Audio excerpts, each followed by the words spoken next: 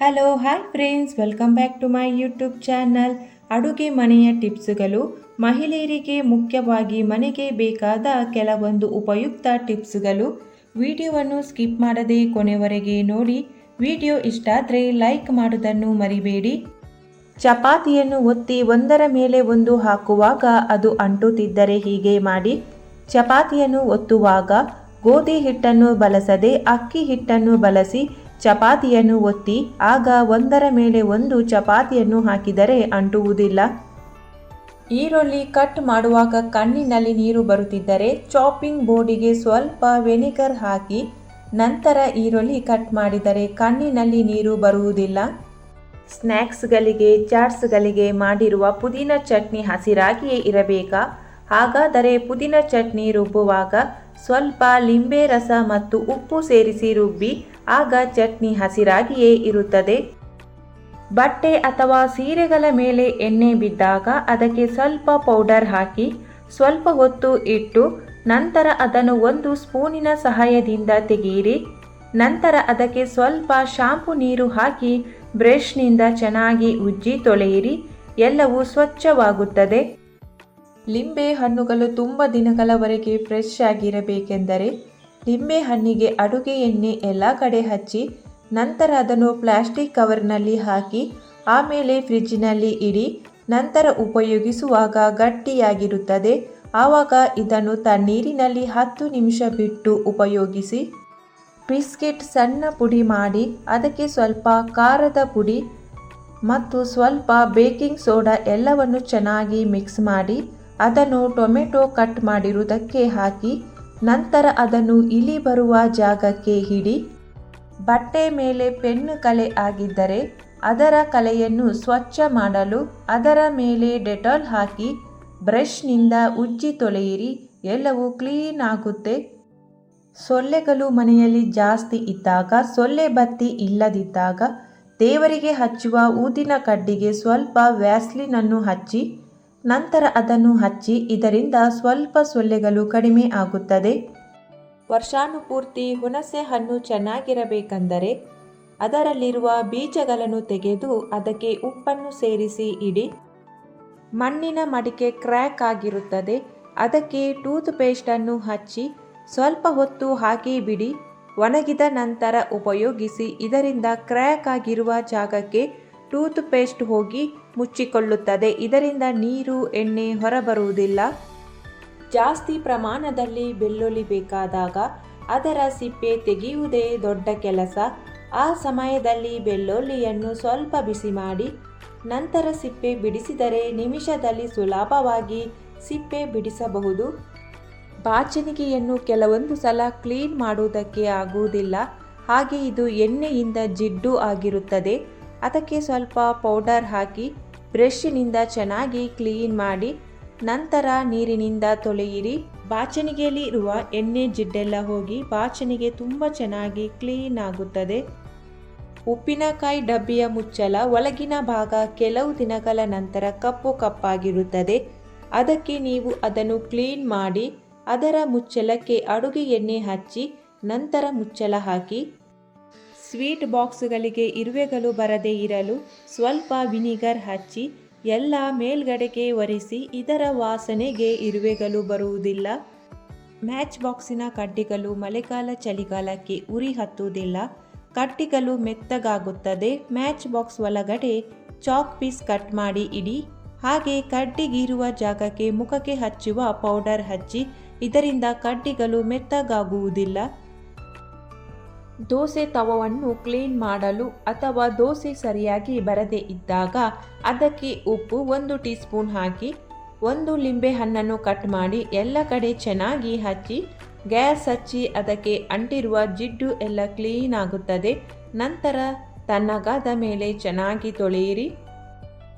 ಅಡುಗೆ ಮನೆಯ ಗೋಡೆ ಮೇಲಿನ ಎಣ್ಣೆ ಕಲೆ ತೆಗೆಯಲು ಟೂತ್ ಪೇಸ್ಟನ್ನು ಕಲೆ ಮೇಲೆ ಹಚ್ಚಿ 5 ನಿಮಿಷ ಬಿಟ್ಟು ನಂತರ ತೊಳೆದರೆ ಕಲೆ ಮಾಯವಾಗುತ್ತದೆ.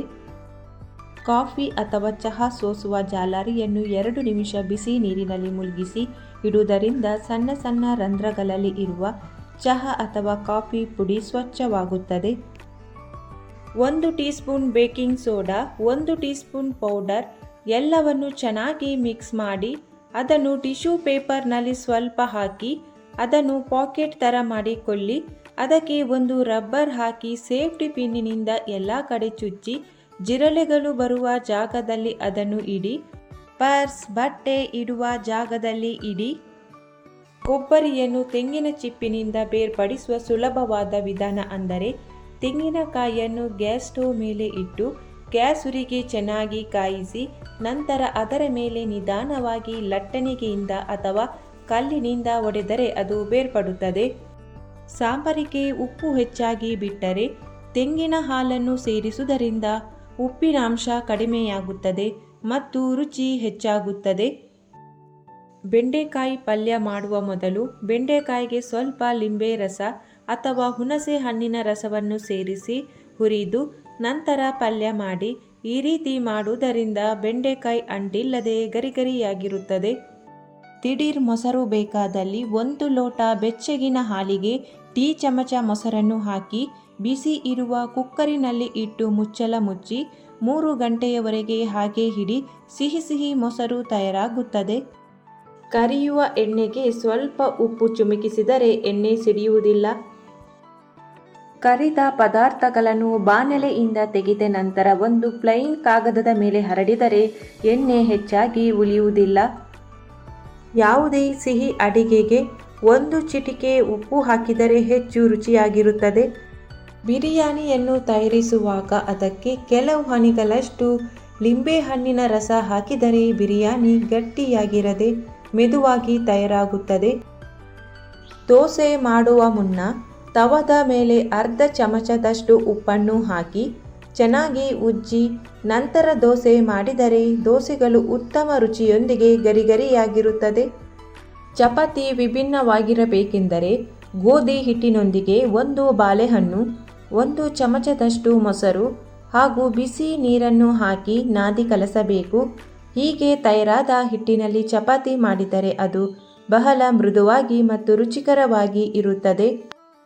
ಪೋಷಕಾಂಶಗಳು ಮತ್ತು ಕಬ್ಬಿನಾಂಶಗಳು ಹೆಚ್ಚಾಗಿರುವ ಬೀಟ್ರೂಟನ್ನು ಎಲ್ಲ ವಯಸ್ಸಿನವರು ನಿಯಮಿತವಾಗಿ ಸೇವಿಸುವುದು ಆರೋಗ್ಯಕ್ಕೆ ಒಳ್ಳೆಯದು. ಬಾತ್ರೂಮ್ ಮತ್ತು ಕಿಚನ್ ಡ್ರೈನ್ ವಾಸನೆ ಬರುತ್ತಿದ್ದರೆ ಅದನ್ನು ಕ್ಲೀನ್ ಮಾಡಲು ಲಿಂಬೆ ಹಣ್ಣನ್ನು ಕಟ್ ಮಾಡಿ ಅದರ ರಸವನ್ನು ಬಾತ್ರೂಮ್ ಮತ್ತು ಕಿಚನ್ ಡ್ರೈನಿಗೆ ಹಾಕಿ ನೋಡಿ. ಬೇಗ ಕ್ಲೀನ್ ಆಗುತ್ತದೆ. ಒಳ್ಳೆಯ ಸ್ಮೆಲ್ ಕೂಡ ಬರುತ್ತದೆ. ಚಾಕು, ಇಕ್ಕಲಿಗೆ, ಕಟ್ಲರಿಗೆ ಸಂಬಂಧಪಟ್ಟ ವಸ್ತುಗಳನ್ನು ಕ್ಲೀನ್ ಮಾಡಲು ಒಂದು ಪಾತ್ರೆಗೆ ವಿಮ್ ಲಿಕ್ವಿಡ್, ಅಡುಗೆ ಸೋಡಾ, ಬಿಸಿ ನೀರು ಹಾಕಿ ಅದರಲ್ಲಿ ಎಲ್ಲ ವಸ್ತುಗಳನ್ನು ನೆನೆಯಲು ಇಟ್ಟು ಅರ್ಧ ಗಂಟೆ ನಂತರ ಒಂದು ಬ್ರಷ್ನಿಂದ ಕ್ಲೀನ್ ಮಾಡಿ.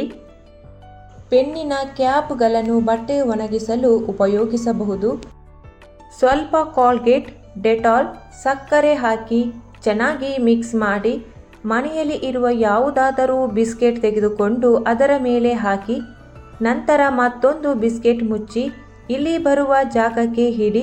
ಇದನ್ನು ಇಲಿ ತಿಂದ ನಂತರ ಗಂಟಲು ಕಟ್ಟಿ ಉಸಿರಾಡಲಾಗದೆ ಸತ್ತು ಹೋಗುತ್ತದೆ.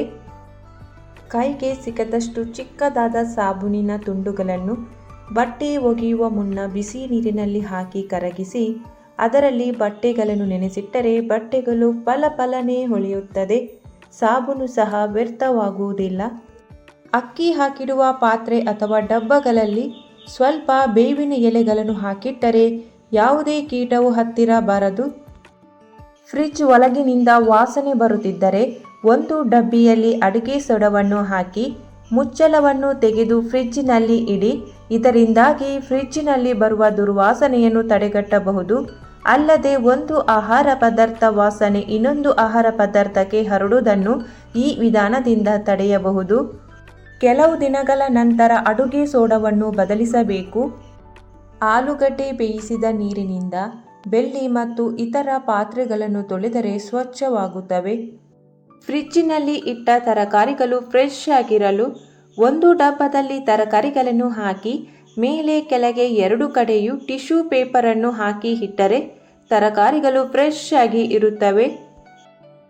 ಫ್ರಿಡ್ಜಿನಲ್ಲಿಟ್ಟ ಲಿಂಬೆಹಣ್ಣು ಗಟ್ಟಿಯಾಗಿದ್ದರೆ ಅದರ ರಸ ಸಂಪೂರ್ಣ ಬಿಡುವುದಿಲ್ಲ. ರಸ ಸಂಪೂರ್ಣವಾಗಿ ಬಿಡಲು ಬಿಸಿ ನೀರಿನಲ್ಲಿ 5 ನಿಮಿಷ ಮುಳುಗಿಸಿ ಇಡಿ. ಈ ಮಾಹಿತಿಯು ನಿಮಗೆ ಇಷ್ಟವಾಗಿದ್ದರೆ ವಿಡಿಯೋಗೊಂದು ಲೈಕ್ ಮಾಡಿ, ವಿಡಿಯೋವನ್ನು ಶೇರ್ ಮಾಡಿ, ಚಾನಲನ್ನು ಸಬ್ಸ್ಕ್ರೈಬ್ ಮಾಡದೆ ಹೊಸಬರು ವಿಡಿಯೋ ನೋಡ್ತಾ ಇದ್ದರೆ ಚಾನಲನ್ನು ಸಬ್ಸ್ಕ್ರೈಬ್ ಮಾಡಿ. Thank you for watching.